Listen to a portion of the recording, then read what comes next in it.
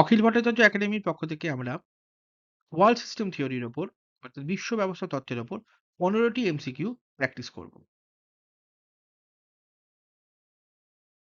MCQ 1, who is the primary sociologist credit with formulating world system theory? খুব সহজ কথায় বলতে গেলে বলতে হয় বিশ্ব ব্যবস্থা তত্ত্বের প্রবক্তা কে? A Karl Marx, B Immanuel Wallerstein, C Max Weber and D AG Frank.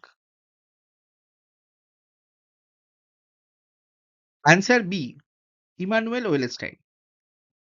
Emmanuel Wallerstein এই যে কনসেপশন অর্থাৎ ওয়ার্ল্ড সিস্টেম থিওরি 1970 সালে 70-এর দশকে ইন্ট্রোডিউস করেন এবং এই যে তাত্ত্বিক চিন্তাধারা ওয়ার্ল্ড সিস্টেম থিওরি এটি ডিপেন্ডেন্সি থিওরি অর্থাৎ নির্ভরশীলতার যে তত্ত্ব তার সম্প্রসারণ।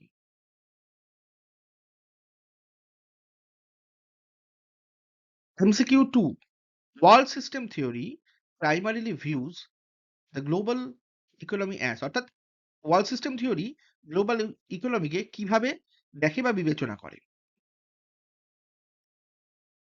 এ collection of independent nation states, B. A single integrated system driven by capitalism. C. A conflict between East and West blocks. D. A static framework unchanged since antiquity. Answer B. A single integrated system driven by capitalism. অর্থাৎ এই বিশ্বের যে অর্থনৈতিক ব্যবস্থা তো global ইকোনমিকে world system theory এই রাষ্ট্রগুলো যে রয়েছে অর্থাৎ যে ন্যাশন স্টেটস গুলোকে রয়েছে সেগুলো আইসোলেটেড ভাবে না বিবেচনা করে একে বিবেচনা করে একটি সিঙ্গেল ইন্টিগ্রেটেড সিস্টেম হিসেবে অর্থাৎ কিসের ভিত্তিতে ক্যাপিটালিজমের ভিত্তিতে অর্থাৎ ধনতন্ত্রের ভিত্তিতে সিঙ্গেল ইন্টিগ্রেটেড সিস্টেম হিসেবে এটি তারা বিবেচনা করেন। MCQ 3, according to Wellstein, the modern world system emerged during which historical century? অর্থাৎ এই যে মডার্ন ওয়ার্ল্ড সিস্টেম আমরা যে এই আধুনিক বিশ্ব ব্যবস্থা দেখছি এটা কোন সময় থেকে শুরু হয় বা এর সূচনা লগ্ন কোন সময়? Option A long 16th century, B the 18th century, C the 20th century এবং D 13th century.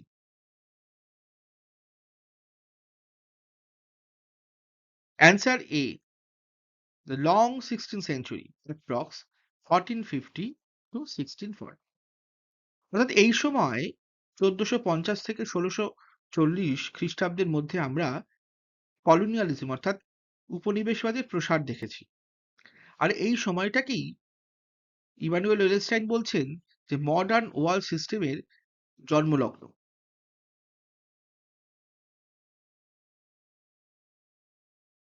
MCQ 4, what is the defining economic characteristics of the core zone? অর্থাৎ এই কোর জোনের কথা আমরা বলি, এই যে কোর রাষ্ট্রের কথা বলছি বা স্টেটের কথা বলছি, তার ক্যারেক্টার কি? অর্থাৎ ইকোনমিক ক্যারেক্টার কি?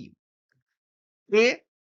Reliance on low skill labor intensive production. B. Capital intensive production and high technology industries. C. Complete absence of government intervention. D. Complete isolation from international trade network. Answer B.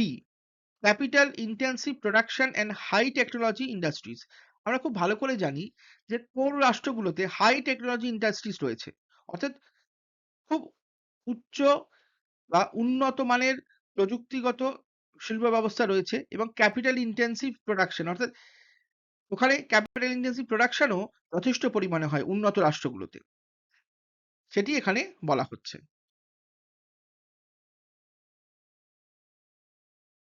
MCQ 5, the relationship between the core and the periphery is fundamentally characterized by অর্থাৎ এই যে core periphery যে relation সেই রিলেশনের fundamental character কে কি বলা যেতে পারে মানে অর্থাৎ ফান্ডামেন্টাল ক্যারেক্টার কি কিভাবে কে ক্যারেক্টারাইজ করা যেতে পারে fundamentally? A.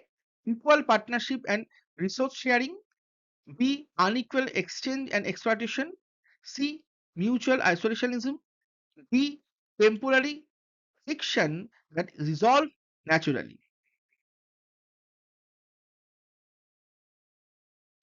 Answer B. Unequal exchange and exploitation. আমরা সকলেই জানি যে কোর রাষ্ট্র অর্থাৎ উন্নত রাষ্ট্রগুলো পেরিফেরিয়াল রাষ্ট্রগুলোকে শোষণ করে এবং সেখান থেকে যে বিপুল পরিমাণ সম্পদ তারা কোর রাষ্ট্রে নিয়ে যায় অর্থাৎ পেরিফেরি থেকে কোর রাষ্ট্রে যায় সেই ধরনের সম্পদ কিন্তু বা সেই ধরনের উৎপাদিত পণ্য বা সেই ধরনের জিনিস কিন্তু পেরিফেরিয়াল রাষ্ট্রে ফিরে আসে না। অর্থাৎ এখানে দেখা যায় যে এটা আনইকুয়াল এক্সচেঞ্জ এবং চূড়ান্ত এক্সপ্লয়টেশন এখানে হয়। আর পেরিফেরি আন্ডার ডেভেলপই থেকে যায়।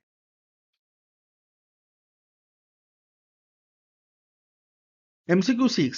Which zone serves as a structural buffer to prevent systematic revolutionary instability? অর্থাৎ এই যে বৈপ্লবিক যে ইনস্টেবিলিটি, রেভলিউশনারি ইনস্টেবিলিটি সেক্ষেত্রে এটাকে প্রিভেন্ট করছে কোন জোন? অর্থাৎ আমরা কোর পেরিফেরি জানি, এখানে কোন জোন এটাকে প্রিভেন্ট করছে? A core, B periphery, C semi periphery এবং D external areas.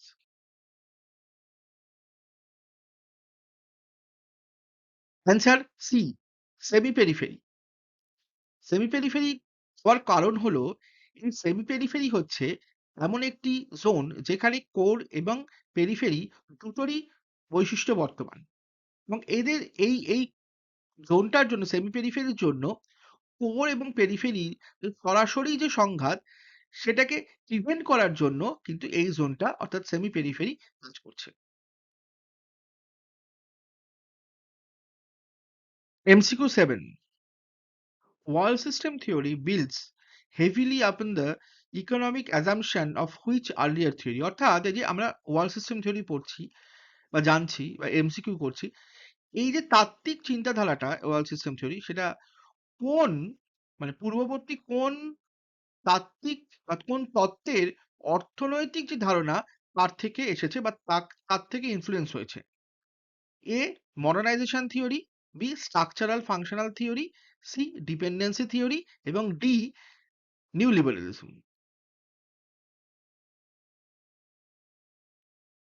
Answer C dependency theory. Dependency theory দেখিয়েছে যে উন্নত রাষ্ট্র অর্থাৎ যেগুলোকে আমরা কোর স্টেট বলছি, এই কোর স্টেট গুলো কিভাবে পিছিয়ে পড়া রাষ্ট্র বা পেরিফেরিয়াল স্টেট গুলোকে এক্সপ্লয়েট করছে। আর শুধু তাই নয়, এই এক্সপ্লয়টেশনটা এমনভাবে চলছে সেটা বোঝার উপায় নেই। বিভিন্ন কারণে এই পেরিফেরিয়াল স্টেট বা অনুন্নত রাষ্ট্রগুলো উন্নত রাষ্ট্রের কাছে নির্ভরশীল হয়ে যাচ্ছে বিভিন্ন কারণে। টেকনোলজি, অর্থনীতির দিক থেকে নির্ভরশীল হয়ে পড়ছে। আর এই নির্ভরশীলতাকে সামনে রেখে এই কোর রাষ্ট্র বা উন্নত রাষ্ট্রগুলো এই পেরিফেরিয়াল রাষ্ট্র অর্থাৎ পিছিয়ে পড়া রাষ্ট্রগুলোকে শোষণ করছে বা এক্সপ্লয়েট করছে।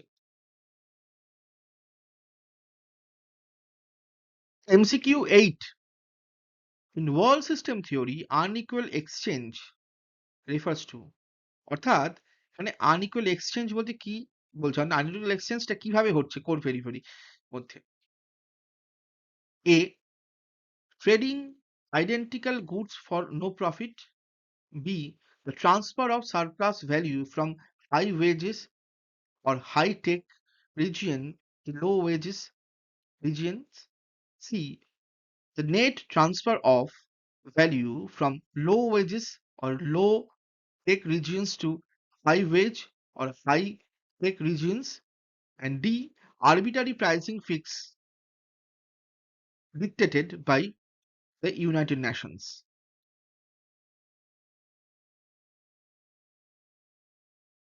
Answer C. The net transfer of value from low wages or low tech regions to high wage or high tech regions. আমরা দেখেছি যে এইখানে অর্থাৎ এই কোর পেরিফেরির ক্ষেত্রে পেরিফেরিয়াল যে স্টেটস বা অনুন্নত রাষ্ট্র এখান থেকে বিপুল পরিমাণ সম্পদ, বিপুল পরিমাণ রিসোর্স সেটা কোথায় যাচ্ছে? সেটা মনোপলি ভাবে অর্থাৎ একচেটিয়া ভাবে সেটা কিন্তু উন্নত রাষ্ট্রের দিকে ধাবিত হচ্ছে এবং উন্নত রাষ্ট্র সেগুলোকে নিয়ে যাচ্ছে। কিন্তু তার পরিবর্তে কিন্তু উন্নত রাষ্ট্র থেকে যে কমোডিটি আসছে বা যেগুলোকে নিয়ে আসা হচ্ছে পেরিফেরিয়ালে সেগুলো কিন্তু হাই প্রাইসের। অর্থাৎ র র মেটেরিয়াল বা কাঁচামাল খুব কম দামে বা কম মূল্যে সেটা কিন্তু পেরিফেরিয়াল থেকে করে যাচ্ছে, কিন্তু কোর থেকে যে প্রোডাক্ট গুলো বা কমোডিটি গুলো পেরিফেরিতে আসছে সেগুলো কিন্তু অত্যন্ত হাই হাই প্রাইসের। সুতরাং এইভাবে কিন্তু এই এক্সপ্লয়টেশন হচ্ছে এই পদ্ধতি, অর্থাৎ unequal exchange.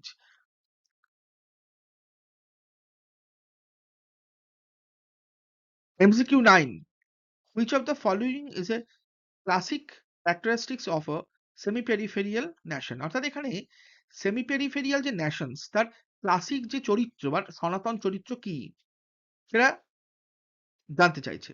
A option A, it only exports raw materials and imports all manufactured goods. B, it exhibits features of both core exploitation and peripheral exploitation. C, it lacks a localized state machinery entirely. And D, it is insulated from global financial crisis.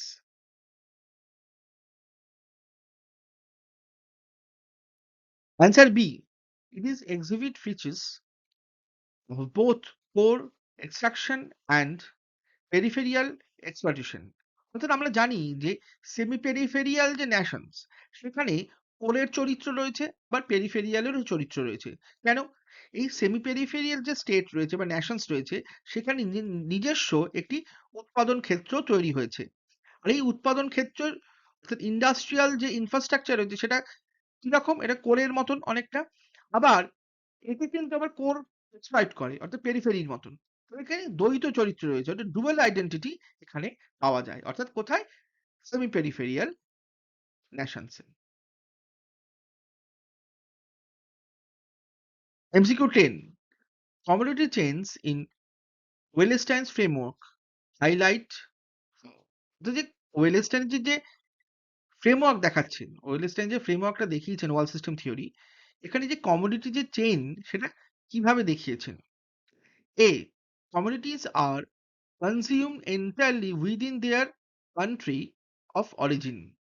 B, production steps span across different geographic zones to assemble a final product. C, wealth is distributed equally across every point of production. D, agriculture has completely detached from industrial capitalism.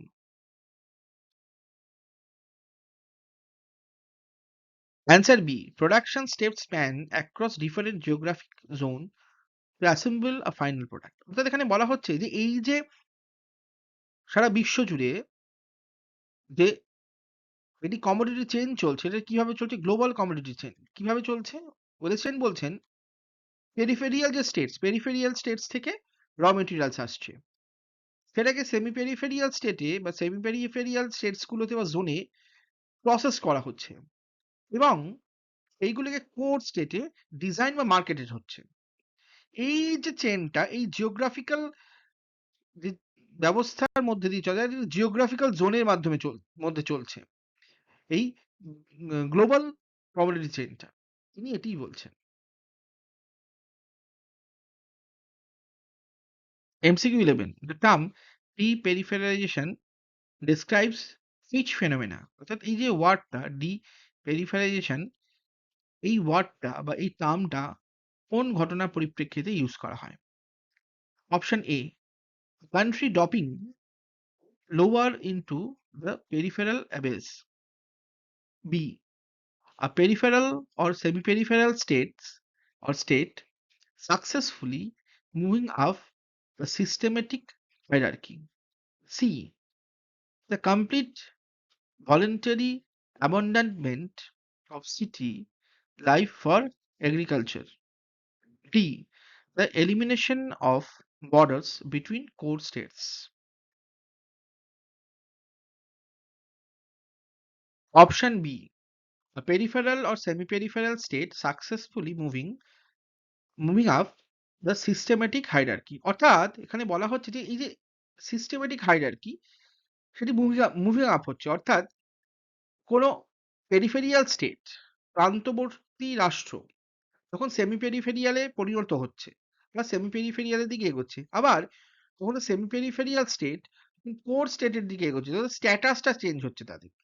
অর্থাৎ peripheral থেকে semi peripheral হচ্ছে কোনো states, আবার কোনো state semi peripheral থেকে কোরের দিকে এগোচ্ছে, স্ট্যাটাস চেঞ্জ হচ্ছে। এই যে প্রক্রিয়াটা এইটাকেই বলা হচ্ছে D পেরিফেরিয়ালাইজেশন।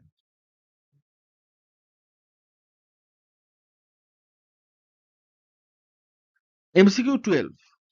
If a state has a weak state machinery with low institutional capacity, it is structurally characteristics of which zone? অর্থাৎ কোনো একটি স্টেটের যদি স্টেট মেশিনারি ভীষণ দুর্বল হয় এবং ইনস্টিটিউশনাল ক্যাপাসিটি সেটাও যদি খুব কম হয়, দুর্বল হয়, তাহলে তাকে তার যে ক্যারেক্টার তাকে ক্যারেক্টার অনুযায়ী তাকে কোন জোনে ফেলা যেতে পারে? Option A core, B hegemonic leader, C periphery and D new core.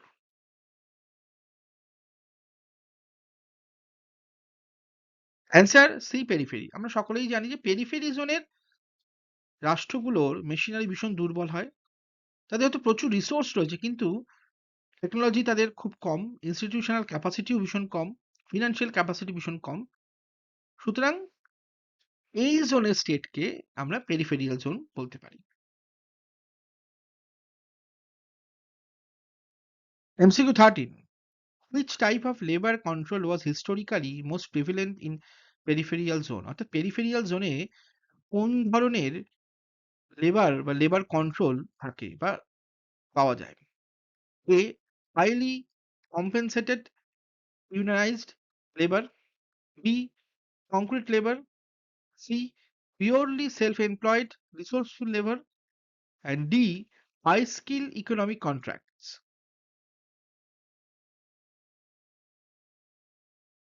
Answer B concrete labor. কেন?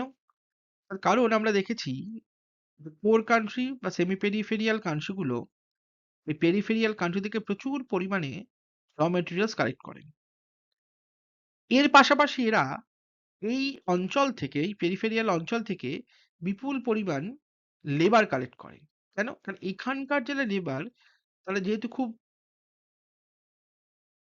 প্রযুক্তিগতভাবে উন্নত নয়, প্রশিক্ষণ কম, মেরিট কম, সেই কারণে এদের খুব সস্তায় পাওয়া যায় এবং এই কোর কান্ট্রি গুলো এদেরকে নিয়ে খুব সস্তায় কম পয়সায় কাজ করিয়ে নেয়।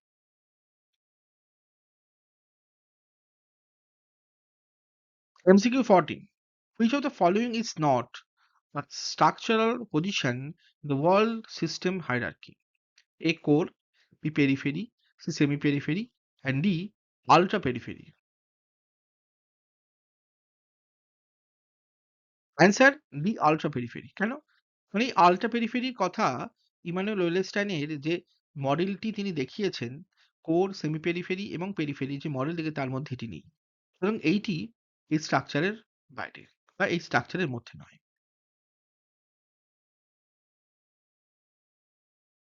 MCQ 15. Which concept or ideology heavily influenced the development of Immanuel Wallerstein's world system theory? অর্থাৎ ওয়েলেস্টাইনের যে ওয়ার্ল্ড সিস্টেম থিওরি সেটা কোন তাত্ত্বিক চিন্তাধারার থেকে বিশেষভাবে influenced? A classical modernization theory, B new liberalism, C Marxist political economy, and D geopolitical realism. Answer C Marxist political economy. আমরা সকলেই জানি যে এই যে মার্কসিস্ট কনসেপশন সেখানে আমরা বিভিন্ন ধরনের এক্সপ্লয়টেশন নিয়ে দেখেছি, অর্থাৎ ইম্পেরিয়ালিজম এবং এক্সপ্লয়টেশন অফ লেবার এই কনসেপশন নিয়ে কাজ করতে দেখেছি। মানে এই কনসেপশনটার থেকেই কিন্তু রিওয়ার্ড সিস্টেম থিওরি ইনফ্লুয়েন্সড হয়েছে।